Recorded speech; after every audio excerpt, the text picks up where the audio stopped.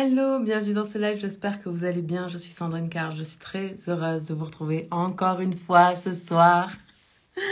Ok, j'ai un petit peu plus d'énergie que tout à l'heure et honnêtement, je suis très contente de ça. Je voulais vous parler de quelque chose. Vous le savez, en ce moment, je délivre mon programme Riche et Puissante, pardon. Et du coup, j'ai reçu un message dans la conversation d'une de mes clientes qui intervient sur un des thèmes dont on a parlé. Donc, le thème en question, c'est le jugement, le fait de juger, en fait le jugement, le non-jugement et l'acceptation. Et je vais parler de ça avec vous, même si vous m'avez déjà entendu parler de jugement, je vais revenir dessus et puis je vais répondre à la question du coup de ma chère cliente, que j'aime tant. Du coup, le jugement, pourquoi c'est important dans notre désir d'aller vers plus de richesse, de sortir du jugement. Parce qu'en fait, le jugement est connecté à l'ego. Et quand on juge, il y a toujours quelque chose qui arrive juste après le jugement, c'est la comparaison. Quand on dit « Ah, regarde, lui comme il se la pète avec sa voiture de sport, blablabla », on compare au fait que nous, on se la pète pas parce qu'on n'a pas une voiture de sport. Mais que potentiellement, si on avait une voiture de sport, nous aussi, on se la pèterait. Vous comprenez? Les références, en fait, nos jugements, sont pas faits par rapport à quelque chose qui est 100% neutre, qui est objectif, qui est comme quand on passe devant la loi et que on doit présenter des faits. Et est-ce que ces faits sont raccord avec la loi ou pas? Quand on va devant la loi, il n'est pas question d'émotion. Il est question de est-ce que les actes qui ont été posés sont répréhensibles. Mais c'est pas la manière dont nous, on se sert du jugement. Puis ce jugement-là, on le laisse aux autorités qui sont prévues pour. Le problème, c'est que dans notre vie, on passe notre temps à juger les autres, à émettre un avis constamment sur la manière dont les gens sont habillés, dont les gens sont coiffés, la manière dont les gens parlent, la quantité de maquillage sur certaines femmes, le fait que certaines sont maquillées, d'autres sont pas maquillées, d'autres sont trop maquillées, d'autres sont pas assez maquillées, etc., etc. On juge tout le temps, tout le monde. Le problème, c'est qu'en fait, plus on juge les autres, plus on s'empêche d'aller expérimenter qui on est, nos désirs, notre originalité, notre manière d'être dans ce monde, parce qu'encore une fois, on a nos antennes à l'extérieur, câblées sur qu'est-ce que je dois faire, qui je dois être pour être une bonne personne. Et tant qu'on fait ça, tant qu'on veut rentrer dans un moule et dans une strate, en fait, et qu'on veut être beige, on n'est pas en train de vivre le processus d'expansion pour se reconnecter à qui on est, puis aller vivre notre plus haut potentiel. Notre plus haut potentiel, on ne peut pas le vivre en étant beige, c'est pas possible. Notre plus haut potentiel, il s'exprime dans quelque chose qui est 100% nous et qui, en même temps, est l'expansion de ce 100% nous. Ça veut dire qu'on va aller expandre, prendre de l'expansion sur absolument tout ce que l'on est. Donc si, j'en sais rien, une femme aime, par exemple, beaucoup le maquillage, elle aime beaucoup être très maquillée, etc., etc., et que ça correspond à sa vibration, ça correspond à son désir profond. C'est pas un masque de l'ego qu'elle mettrait, qui ferait qu'elle ne s'aime pas quand elle est pas maquillée. Ça, c'est autre chose. Je vous parle d'une femme qui se sent belle sans maquillage et qui adore porter du maquillage. Ok? Elle le fait pas pour cacher quelque chose. Elle le fait parce qu'elle se considère comme une œuvre d'art et que voilà, pour elle, se maquiller tous les jours, c'est vraiment quelque chose qui vient nourrir l'amour d'elle-même. Ok? Excusez-moi, j'ai reçu un message et ça m'a perturbée. Nous, on ne peut jamais savoir, en tant qu'être humain, on n'est pas, même les médiums, là, ne peuvent pas savoir qui est vraiment la personne que l'on a en face de nous.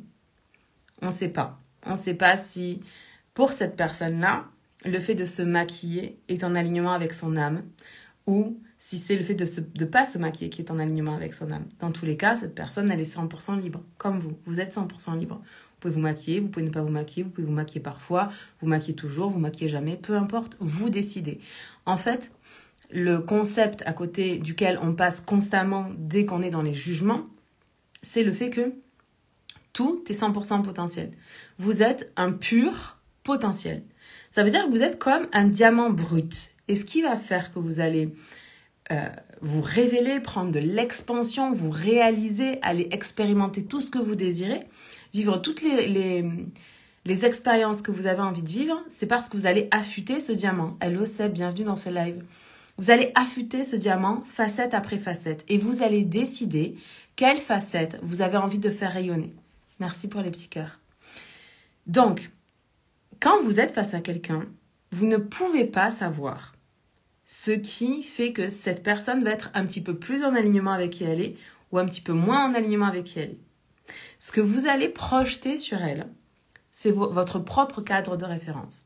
Et plus votre cadre de référence, il a été construit par des injonctions extérieures, ne te fais pas remarquer, ne fais pas trop de bruit, ne sois pas trop belle, ne sois pas trop moche, ne sois pas trop grosse, ne sois pas trop maigre, ne sois pas trop ceci, ne sois pas trop cela, etc., etc. Cette normalisation, en fait, nous fait tous ressembler aux mêmes personnes, être tous beige. D'ailleurs, il y avait une étude qui avait été faite qui était très intéressante sur la tenue d'invisibilité. Est-ce que vous connaissez la tenue d'invisibilité? Eh bien, je vais vous la donner. Un jean, un t-shirt noir, des baskets aux pieds, des baskets blanches. Regardez les gens, vous vous asseyez à la terrasse d'un café et vous regardez les gens passer et vous allez voir le nombre de personnes qui sont habillées en tenue d'invisibilité.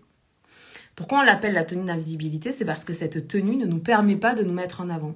D'ailleurs, si vous observez les personnes qui sont au service d'eux, donc les serveurs dans un grand restaurant, les personnes qui sont là pour vous recevoir quand vous arrivez dans un hôtel, etc., ils sont en général habillés en noir parce que c'est la tenue d'invisibilité. Ils ne sont pas là pour se mettre en avant, ils sont là pour vous servir.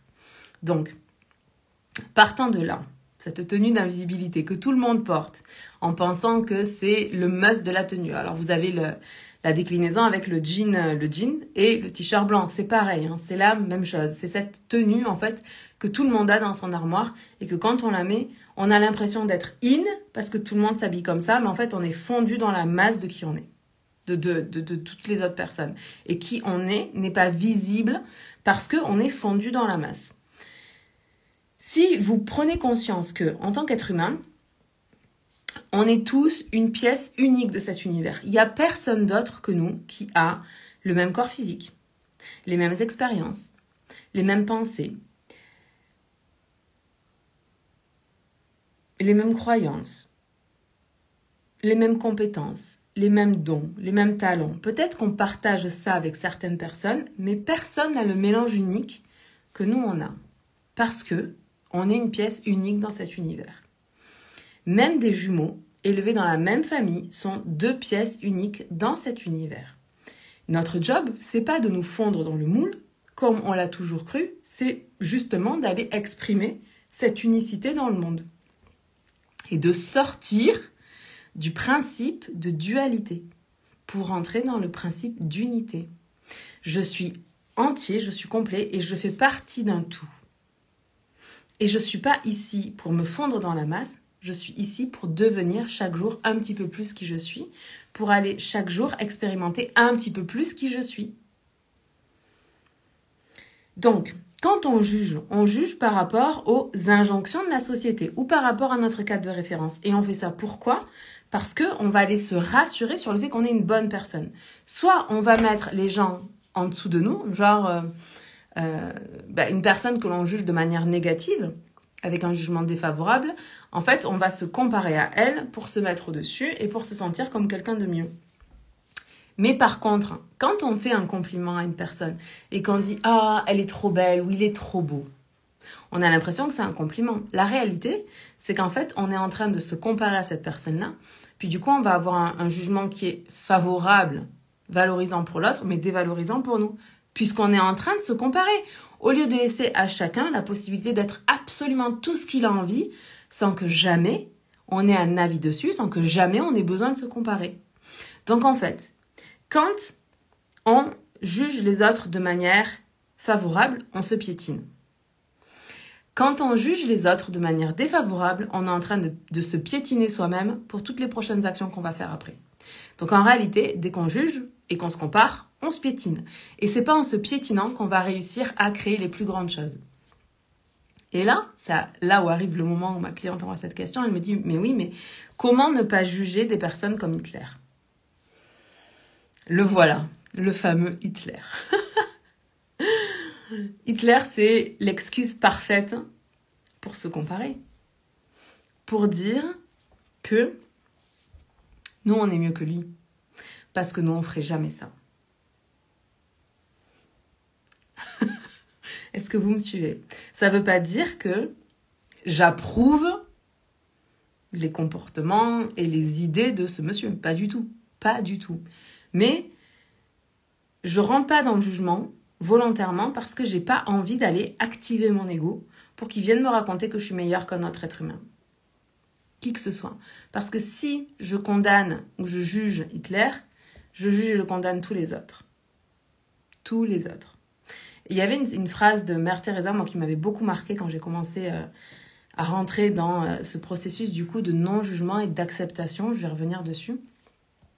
Alors, j'ai pas la citation exacte, mais si vous l'avez, vous pouvez la noter en commentaire. Elle a dit « Si vous passez votre temps à juger les autres, vous n'aurez pas assez de temps pour les aimer. » Et le truc, à propos de l'amour, c'est que dans ce désir que vous avez d'aller vers l'expansion de qui vous êtes, de devenir peut-être magnétique, du coup d'avoir des ventes magnétiques par exemple, ou d'attirer à vous des clients âme sœur, des clients de cœur, etc. Dans cette recherche-là ne doit pas partir du point de vue de l'ego, parce que plus vous allez dans l'ego, moins vous allez vous aimer. Alors que finalement, cette manière de vivre la richesse comme un parcours initiatique, comme une quête spirituelle, de découvrir qui je suis. Et oui, c'est possible de faire un parcours initiatique vers une quête de sens en s'appuyant sur le processus d'enrichissement. C'est la même chose que le faire en se dépouillant d'absolument tout. C'est juste qu'on va vivre des expériences qui sont différentes et qui sont plus dans la facilité et moins dans l'effort et la difficulté. C'est tout. Mais de toute manière, à un moment donné, quand on vit les choses, quand on vit sa vie de manière frugale, en se contentant de peu, où on fait que dépouiller l'ego, attention à ce qu'il ne s'active pas en se comparant aux autres, en jugeant les gens qui ont de l'argent, par exemple, sinon vous n'avez pas fait votre travail jusqu'au bout. À un moment donné, quand on veut faire le travail entier, plein et complet, rappelez-vous, c'est une médaille. Et la conscience de richesse et la conscience de pauvreté, c'est les deux mêmes pièces d'une même médaille. Vous pouvez faire votre travail spirituel en rentrant dans le dépouillement. Mais à un moment donné, si vous avez envie d'aller vivre la totalité de l'expérience, ça va être intéressant de vous autoriser à aller développer chez vous la conscience de richesse. Pour aller voir ce que ça fait de pouvoir exprimer cette essence profonde que vous avez trouvée dans le dépouillement et d'exprimer cette essence au plus haut volume, comme si vous tourniez le bouton d'une chaîne hi-fi de votre propre vibration. Vous allez aller expérimenter de plus en plus et de plus en plus ce truc-là. Parce qu'à chaque fois que vous allez passer des paliers, il y aura des croyances à travailler, il y aura des jugements à lâcher, il y aura des autorisations à se donner, etc., etc. Et c'est un vrai parcours initiatique. Donc, quand on fait ce parcours-là, c'est aussi un parcours de retour à soi, de réunion, de pardon, de réconciliation entre soi et soi. Et quand on fait ce travail de réunification, de guérison, de pardon de soi à soi, pour se donner chaque jour un petit peu plus d'amour, et de plus encore, et de plus en plus encore, et de plus en plus encore, on va devoir sortir du jugement. Parce qu'à chaque fois qu'on est dans le jugement, on crée à l'intérieur de nous des états émotionnels qui sont à l'opposé de ce que l'on désire créer pour nous, à savoir la paix, le calme, la sérénité, l'amour, l'abondance, la richesse, la facilité, l'aisance. Toutes ces choses-là, elles sont connectées avec plus d'amour, pas avec plus de critiques. Donc, c'était une très bonne question, Marine. Et Hitler est une excellente excuse pour justifier qu'on a quand même le droit de juger. Ah là là. Alors, c'est pas parce que vous jugez pas les gens, que vous passez pas votre temps à juger, que ça veut dire que vous acceptez certains comportements. Mais vous n'avez pas à la juger, c'est juste que vous vous dites « Ok, dans ma vie, ça, c'est pas acceptable. Dans ma réalité, ça, j'en veux pas. » Et vous n'avez pas à justifier. Parce que le problème du jugement, c'est que ça nous emmène dans des trucs de justification où vous allez vous penser que vous devez également justifier le fait que vous avez envie de gagner de l'argent, ou que vous avez envie de gagner plus d'argent, ou que vous avez envie d'être millionnaire. Alors qu'en réalité, la seule réponse à ça, c'est parce que j'en ai envie. Parce que j'ai envie d'expérimenter cette réalité-là. Ça, c'est la seule réponse qui est valable et vous n'avez pas à justifier vos désirs et vos choix vis-à-vis de personne. Mais dès lors que vous rentrez dans le jugement, ben vous allez rentrer dans le processus de justification. Et vous allez utiliser votre ego pour justifier quelque chose qui vient de votre cœur. Ça ne fait pas de sens. Donc l'idée, c'est pas de dire tout le monde dit beau, tout le monde il est beau, tout le monde il est gentil. C'est pas ce que je dis. Des cons sont des cons. Il y a des gens qui sont cons. Voilà. Il y a des gens qui sont malveillants, qui ont des comportements, qui le sont. Mais le principe, en fait, c'est juste que ça, c'est leur réalité. Et je veux dire, ils subissent les conséquences de leur réalité. Quelqu'un, par exemple, qui aime faire chier les autres, aime emmerder, parce qu'il est chef, il aime emmerder les autres. Il aime pourrir la vie des autres, il se frotte les mains, de se dire « je l'ai bien fait chier aujourd'hui ». Vous imaginez la pauvreté d'esprit? Vous pensez sincèrement que cette personne, elle pourra un jour vivre l'expansion si elle ne change pas? C'est pas possible. Elle est en train de... Je n'ai même pas de mots. Elle est en train de détruire toute sa puissance, toute sa beauté, toute sa bonté, tout son amour, toute sa richesse intérieure. Franchement, je ne veux pas la vie de ces personnes-là. Et quand vous vous êtes emmerdé par un con, l'idée c'est qu'en fait, vous n'allez pas vous énerver contre lui, ça doit complètement glisser sur vous, vous en foutez. Ça vous impacte juste pas, parce que dès lors qu'en fait, le con, il n'arrive plus à vous emmerder, il va aller emmerder quelqu'un d'autre, je vous assure. Donc l'idée, c'est pas de dire de quelqu'un qu'il est gentil si c'est un con. C'est un con, c'est un con. Hitler n'a pas eu un comportement qui était acceptable. Et c'est pas votre job de revenir là-dessus, de parler de ça. Votre job à vous, c'est de vous concentrer sur, ok, quelle est la prochaine étape pour vous? Qu'est-ce que vous avez envie de vivre? Qu'est-ce que vous avez envie de créer? Quel genre de richesse vous voulez pour vous, en termes d'expérience, en termes d'émotion, en termes de partage, en termes d'expérience, en termes de toutes ces choses-là, en termes d'argent aussi. Qu'est-ce que vous avez envie de créer? Et marchez vers ça. Et puis soyez attentif à vos pensées, à vos jugements, à ce qui remonte en fait. Quand vous êtes en train de voir quelqu'un passer avec une très belle voiture, ou un de vos amis achète une Rolex, ou je sais pas moi, voilà, certains amis s'achètent une très belle maison, et vous allez avoir des jugements, oui mais bon, c'est parce que nanana. Mais on s'en fout. Est-ce que ça leur fait plaisir? Est-ce qu'ils sont un petit peu plus heureux comme ça? Si la réponse est oui, bah très bien. Faites en sorte d'être vous un petit peu plus heureux. Célébrez les victoires des autres, les réussites des autres, le bonheur des autres. Plus vous allez célébrer pour les autres, leur bonheur, leur réussite, etc., plus vous allez attirer ce bonheur et cette réussite. Alors l'idée, c'est pas de faire « Ah, c'est trop bien, bravo !» pour recevoir aussi, parce qu'on n'est pas du tout en train de vivre la bonne émotion. L'idée, c'est vraiment de prendre conscience que si on est tout, si on sort du principe de dualité, alors quelqu'un qui réussit quelque chose, c'est juste la preuve que vous pouvez réussir tout ce que vous voulez. Et du coup, vous avez envie de célébrer cette personne, de la féliciter, parce que en faisant ça, en se réalisant, elle ouvre la voie à ce que de plus en plus de gens se réalisent dans ce monde, vous y compris. Et c'est pour ça qu'on célèbre. On célèbre pour dire « Ah, c'est génial, je suis tellement reconnaissante pour ça, puis je suis tellement excitée pour la suite.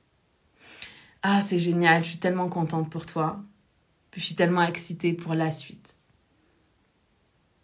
On n'est pas du tout dans le même type de vibration et d'émotion. Et ce qu'il y a, c'est qu'on n'est pas obligé de...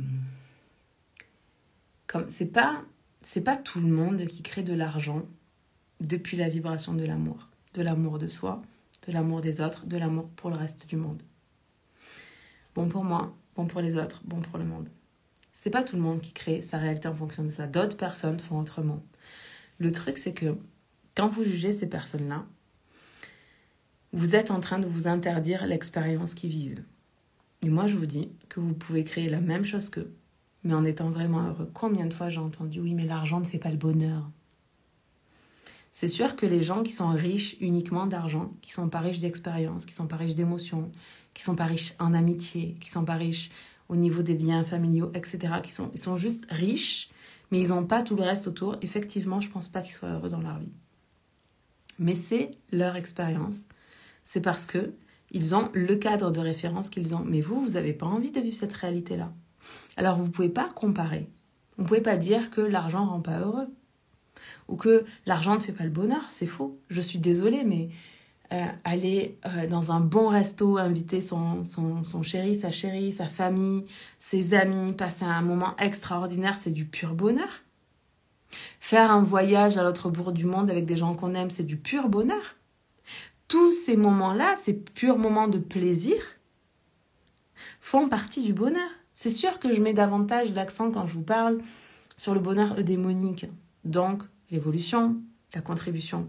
Mais le bonheur hédonique, il fait partie du game, il fait partie du chemin. Et finalement, gagner plus d'argent, c'est une expérience de pur plaisir également. De se faire plaisir, de faire plaisir aux autres.